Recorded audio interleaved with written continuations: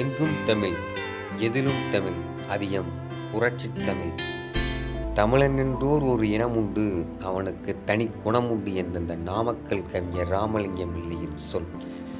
தமிழ் எங்கள் உயிருக்கு நேர், தமிழுக்கு தொண்டு செய்வோம் சாவதில்லை என்ற புரட்சிக் கவிஞர் பாரதிதாசனுடைய சொல். யாமறிந்த புலவர்களிலேயே கம்பனைப் போலும் வள்ளுவனைப் போலும் இவ்வுலகில் கண்டதில்லை என்று கூறிய முண்டாசு கவிஞன், மகா கவிஞன், தேசிய கவிஞன் பாரதியுடைய சொல்லும். மனைவி இறந்து 6 ஆண்டுகள் ஆன நிலையில் நண்பர் கேட்ட பொழுது, நான் தனியாக வாழவில்லை, தமிழோடு தான் வாழ்கிறேன் என்று கூறி தமிழுக்காக இறுதி மூச்சு வரை தமிழுக்காக பணியாற்றி திருவி கல்யாண சுந்தரனாலும் இங்கு தமிழ் மாணவன் உறங்கிக் கொண்டிருக்கிறான் என்ற சொல் தன்னுடைய கல்லறையில் இருக்க வேண்டும் என்று கூறிய ஆங்கில நாட்டு கவிஞர் ஜார்ஜ் யூக்ளஸ் போப் என்பார். இவ்வாறு பல்வேறு அறிஞர்கள் தமிழ் மீது தீவிர பற்று கொண்டு காணப்பட்டனர்.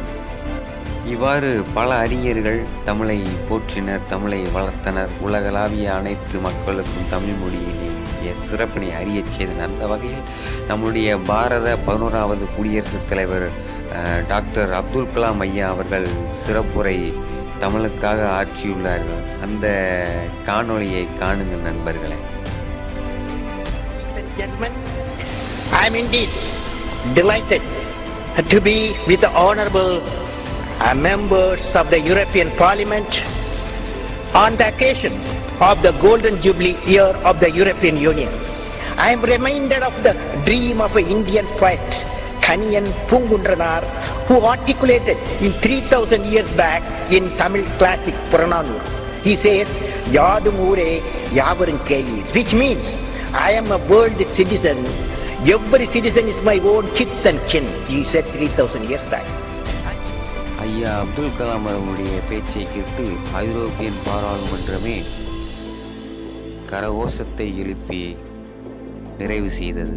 அவ்வாறு தமிழை விட்டு கொடுக்கவே இல்லை. தமிழகத்தில் பிறந்து உலகையே ஆட்டுவித்த தன்மான தமிழன், ஏவுகணை நாயகன், மக்களுடைய ஜனாதிபதி, இவ்வாறு கூறிக்கொண்டே போகலாம். அந்த அளவிற்கு தன் தாய்மொழி மீது பற்று கொண்டிருந்தார் நண்பர்களை, தீவிர காதலும் கொண்டிருந்தார். இவ்வாறு வரலாற்று பாதையில் கடந்து வந்த நம்முடைய தாய்மொழி தமிழ் இன்றளவும் அழியாமல் இருப்பதற்கு காரணம் நம்முடைய வழிவந்த தேச தலைவர்களும் நம்முடைய தமிழ் கவிஞர்களும் தான்.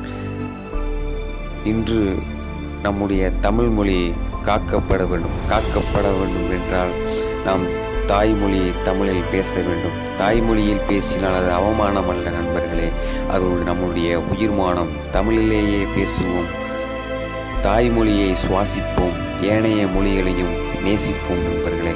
வாழ்த்துக்கள், நன்றி, வணக்கம். அனைவருக்கும் தாய்மொழி தின நல்வாழ்த்துக்கள் நண்பர்களே.